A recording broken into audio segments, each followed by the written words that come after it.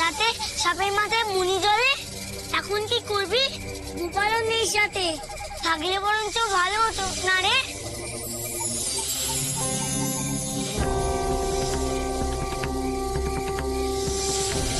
জয় শিব শম্ভু, জয় শিব শম্ভু, জয় শিব শম্ভু, জয় শিব শম্ভু, জয় শিব শম্ভু। তোমরা কারা বালক? এত রাতে এই গভীর জঙ্গলে কি করছো? আমি লোকনাথ, আর ও আমার বন্ধু বেনি মাধব। আমরা জমিদার দক্ষিণ রায়ের নীলকান্ত মণি বসানো আংটির খোঁজে এসেছি। কিন্তু দেখুন না, একটা সাপ পাহারা দিচ্ছে, তাই জন্য আমরা নিতে পারছি না।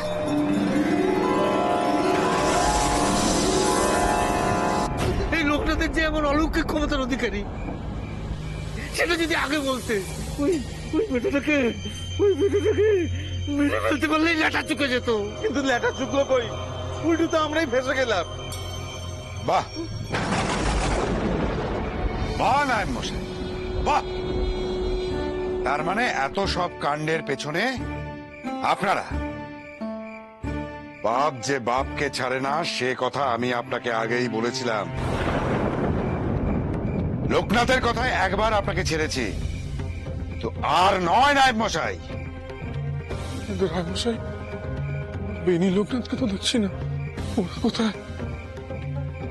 নায়েব মশাই চুপ কেন? বলুন, লোকনাথ আর বেনিকে আপনি কোথায় লুকিয়ে রেখেছেন? বলুন নায়েব মশাই। এগুলোতে জমিদার বংশের সম্পত্তি, তাই তো বিষধর সর্প এগুলো পাহারা দিচ্ছে। কিন্তু কিছু কি করা যায় না সাধু বাবা? আমি যে কথা দিয়ে এসেছি, যার আংটি তাকে ফিরিয়ে দেব।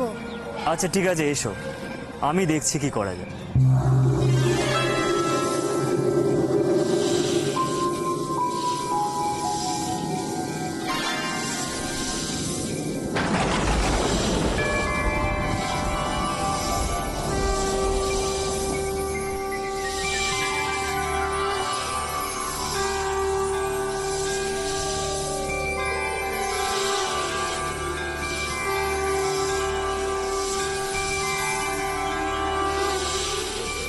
আপনি কি জাদু জানেন? আপনাকে দেখা মাত্রই যাও তোমরা, ওগুলো যাদের জিনিস তাদের কাছে ফেরত নিয়ে যাও। এদিকে তোমাদের বাড়ির লোকও খুব চিন্তা করছেন নিশ্চয়। দেরি করো না, তাড়াতাড়ি নিয়ে মায়ের কাছে ফিরে যাও তোমরা।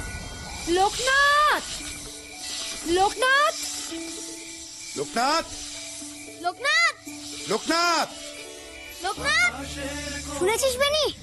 ওরা বোধহয় এসে গেছে, আমাদের নাম ধরে ডাকছে। আমারও তাই মনে হলো, ওরা মনে হয় এসে গেছে। জাগলে চন্দ্রশেখর, জ্যোৎস্না প্রভায় ঝলমল করে নবীনের জটা কিশোর। ধন্য জগৎ, ধন্য মানব, ধন্য অষ্টমী রাত, হরিহর আসে নবকলে পরে হতে জগতের নাম। ধন্য জগৎ, ধন্য মানব, ধন্য অষ্টমী রাত, হরিহর আসে নবকলে পরে হতে জগতের নাম, হতে জগতের নাম, হতে জগতের নাম। কিরে, এবার বল, কোন দিক দিয়ে ফিরবো আমরা? পথ চিনতে পারছি না তো। ভয় কি, চাঁদের আলো আছে তো, ঠিক পথ পেয়ে যাবে। ওই পথ ধরে সোজা এগিয়ে যাও।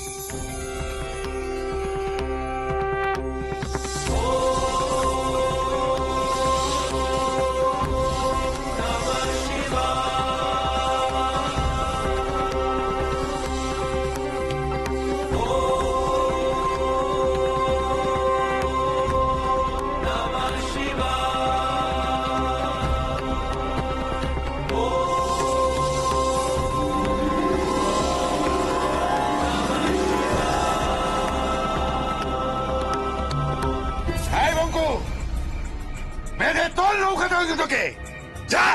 যাকে হুজুর, আসুন। হ্যাঁ বাবা।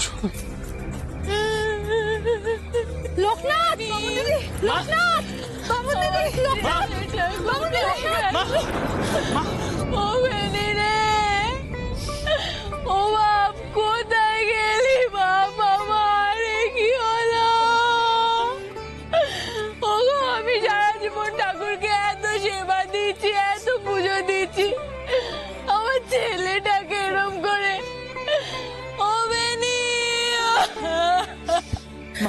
তোরা যেতে দে বাবু দিদি এরকম ছাড় তোরা বাবু দিদি শান্ত হ, মা, মা।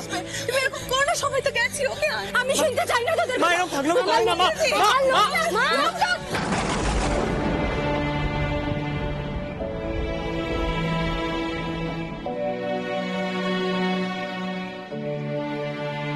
ওই তো লোকনাথের গলা।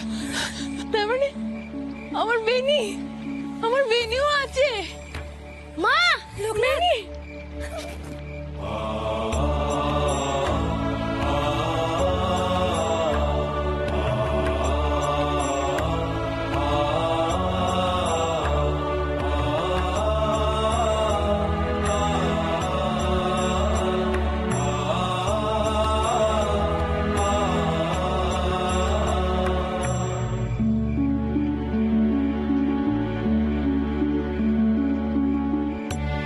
কোথায় গেছিলি তুই পাগল ছেলে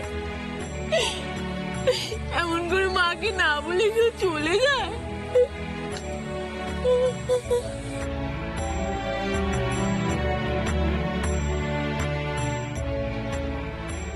কেন না বলে বারবার চলে যাস লোকনাথ?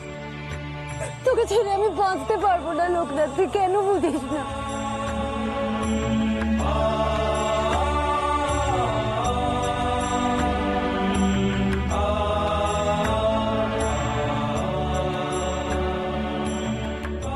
তুমি খুব কষ্ট পেয়েছো আমার জন্য, তাই না মা? না, সবই যখন বুঝিস তখন না বলে কোথাও না গেলেই হয়। মা, তুমি আমার সঙ্গে কথা বলবে না? না, ও, তোমায় বলে যায়নি বলে তুমি আমার উপর রাগ করেছো, তাই তো? আচ্ছা মা, আমার ভুল হয়েছে, আমি আর কখনো করব না। 3 সত্যি? হ্যাঁ মা, 3 সত্যি, সত্যি সত্যি সত্যি। এবার থেকে কোথাও যাওয়ার আগে আমি তোমায় বলে যাব, তাহলে যেতে দেবে তো আমায়? কি হলো মা, বললে না তো? বলে গেলে যেতে দেবে তো আমায়?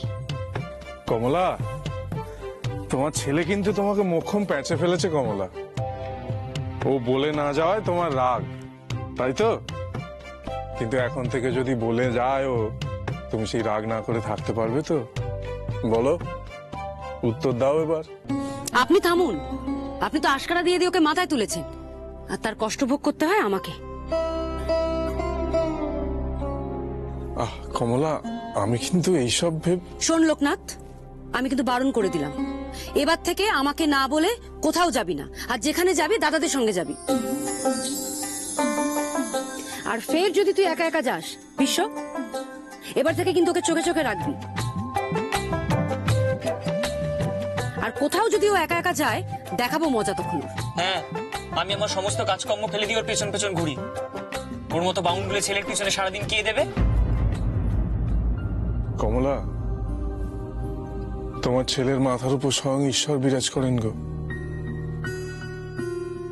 ওকে পাহারা দেওয়ার আমরা কে? আপনার খালি ওই একই কথা, আমাকে এসব বলে আর দয়া করে ভোলাবেন না তো।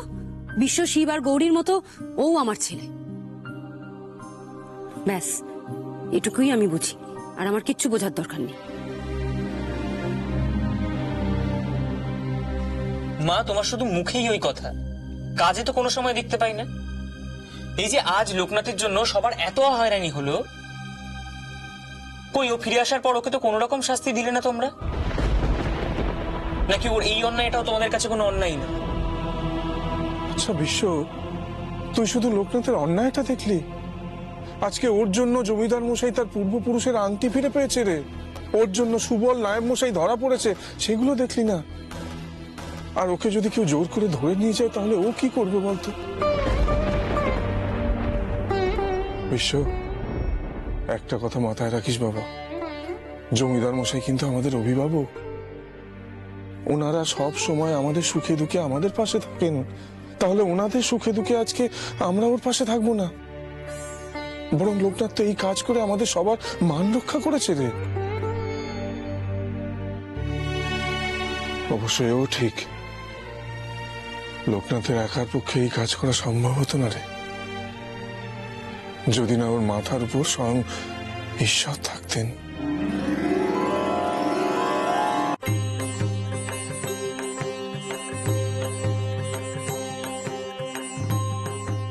দেখলি তো নিশি, আমার গোপাল ঠাকুর কিরম সব রক্ষা করলেন। আমার বংশের সৌভাগ্য ফিরিয়ে দিলেন।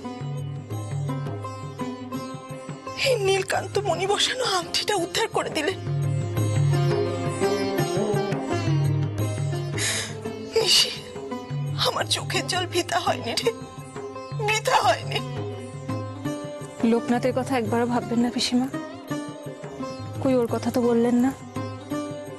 ও যে আমাদের এই নিয়ে কতবার কত অনাচার কত অমঙ্গলের হাত থেকে বাঁচালো। আমাদের এই সম্পত্তিও তো ফিরে পেলাম ওর জন্যই। আমার কাছে তো লোকনাথই ভগবান তুল্য। বলি লোকনাথের জন্যই তো বহু টাকার সম্পত্তি আমরা ফিরে পেলাম।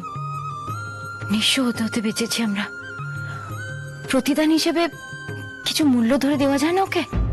আহ, ছোট বউ, কি বলছো কি তুমি? তোমার কি কোনো কাণ্ডজ্ঞান নেই? এই কথাগুলো যদি ঠাকুরমশাই শুনতে পান, কতটা দুঃখ পাবেন সে সম্পর্কে তোমার কোনো ধারণা আছে? প্রচন্ড আত্মমর্যাদা সম্পন্ন ব্রাহ্মণ তিনি। অযাচিত কোনো দান তিনি নেবেন বলে আমার তো মনে হয় না। তার চেয়ে বরং আমরা একটা কাজ করতে পারি। ওনার যে মাসোহারা আমি দিই, সেটা বরং এ মাস থেকে একটু বাড়িয়ে দেওয়ার ব্যবস্থা করি। আমার মনে হয় ওনার প্রতি এটাই আমাদের উপযুক্ত সম্মান প্রদর্শন হবে। তাই কর বাবা, তাই কর। এইটুকু না করলে যে আমাদের বড় পাপ হবে। কিন্তু ওই বিশ্বাসঘাতক না এবার সুবলকে কিন্তু তুই ছাড়িস না।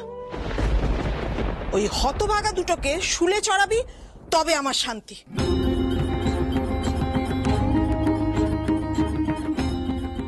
পিসিমা, আমাদের পূর্বপুরুষরা বংশের সৌভাগ্য ফেরাতে বারবার হত্যার লীলায় মেতে উঠেছিল।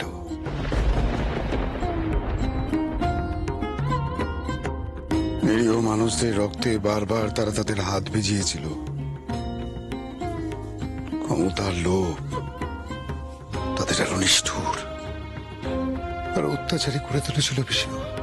এখনো সুন্দরবনের প্রতিটি মানুষের মুখে ফেরে সেই অত্যাচারের কাহিনী।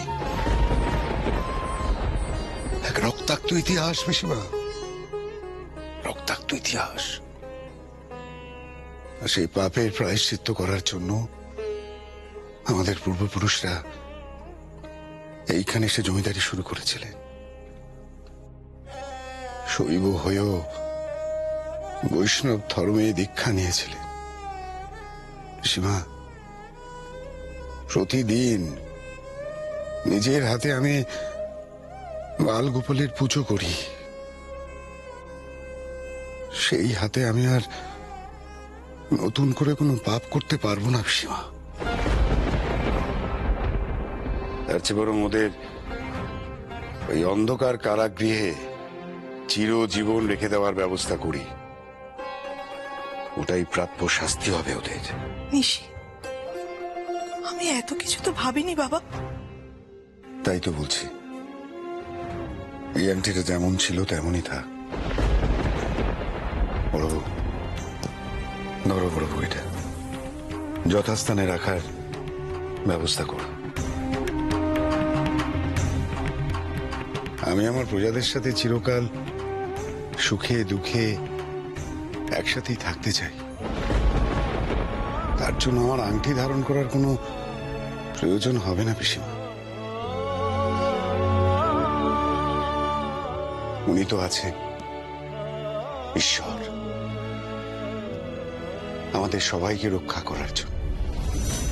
ঈশ্বরই যদি ওকে রক্ষা করেন, তাহলে ঈশ্বরই ওকে রক্ষা করবেন।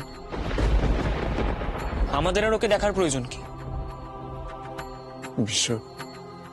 বিশ্ব বাবা মায়ের কথা কিছু মনে করিস না।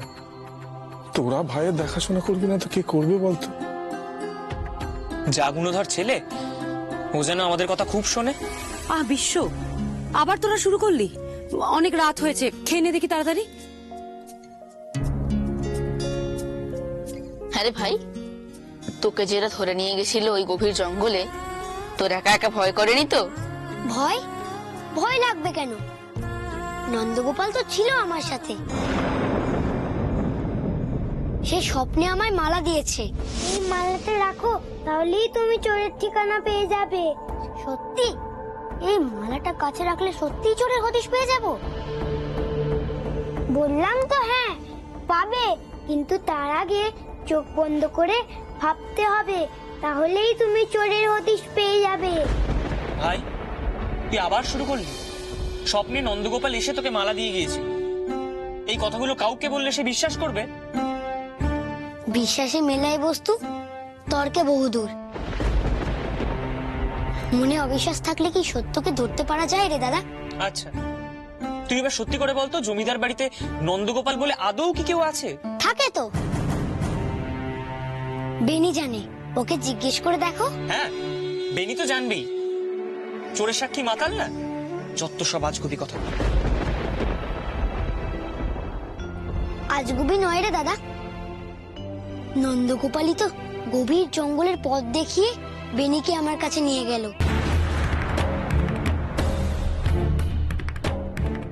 নন্দগোপাল না থাকলে সুবলের নায়ককে কি বেঁধে রেখে কুঠির থেকে পালাতে পারতাম?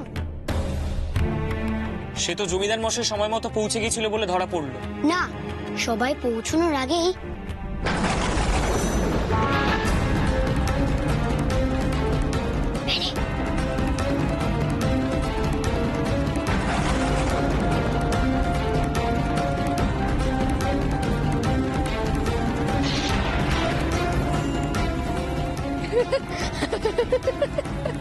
দেখ লোকনাথ, এখন এমন বানিয়ে বানিয়ে গল্প বলা শুরু করেছিস যে। না রে বিশ্ব, লোকনাথ একটুও বানিয়ে বানিয়ে গল্প বলছে না রে। ও যা বলছে সব বর্ণে বর্ণে সত্যি, আমি নিজে চোখে দেখেছি রে। আচ্ছা অনেক হয়েছে, এবার বকবকানি থামিয়ে দয়া করে খেয়ে নিন দেখি। সেই সকাল থেকে আমার লোকনাথটার পেটে কিচ্ছু পড়েনি। তুমিও তো কিচ্ছু খাওনি মা। আমি না খেলে তো, জানো মা, ওই কুঠিরে নন্দগোপাল কত খাবার এনে দিয়েছিল, কিন্তু তোমার কথা মনে পড়তে আমি আর কিচ্ছু খেতে পারিনি।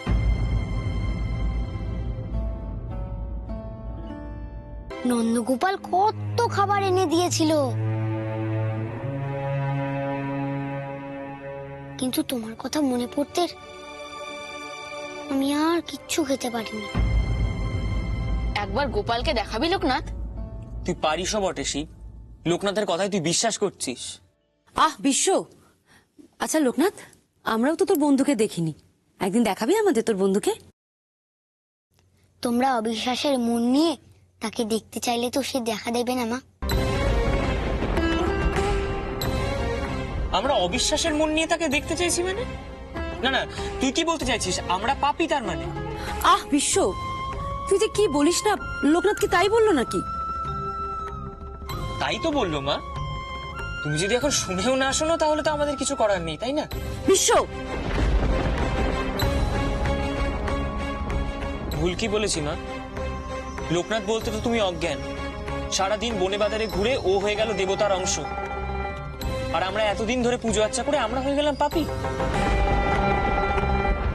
ও ভগবানের অংশ, ও সন্ন্যাসী হয়ে আমাদের বংশ উদ্ধার করবে, তাই তোমরা সর্বক্ষণ ওকে মাথায় করে রেখেছো। বিশ্ব, এসব কি বলছিস কি তুই? জানি আমার কোনো কথাই তোমাদের পছন্দ হয় না, দেখবে একদিন আমিও সন্ন্যাসী হয়ে বেরিয়ে যাবো।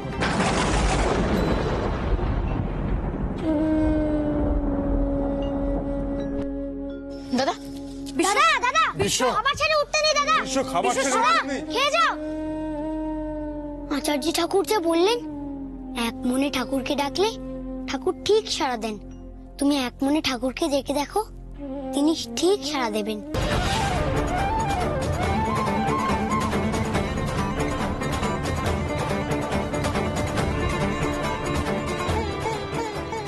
আচ্ছা, এই তো সেই ফুল, তাই না গোপাল? হ্যাঁ জমিদার মশাই, বেনিদের বাড়ির সামনে আর নদীর জলে এই ফুলই পড়েছিল। রামশাই, রামশাই খেয়াল করে দেখুন, আমাদের নাট মন্দিরে বালগোপালের গলাতে এই ফুলের মালা ছিল না? কি সত্যি সত্যি বালগোপাল লোকনাথের স্বপ্নে এসে মালা দিয়ে গেছে? সত্যি কি জঙ্গলে লোকনাথের সঙ্গে সঙ্গে ছিলেন তিনি? তবে তো আমরাই পাপী, আমাদের দেখার চোখ নেই। তাই কি তাকে দেখতে পাচ্ছি না?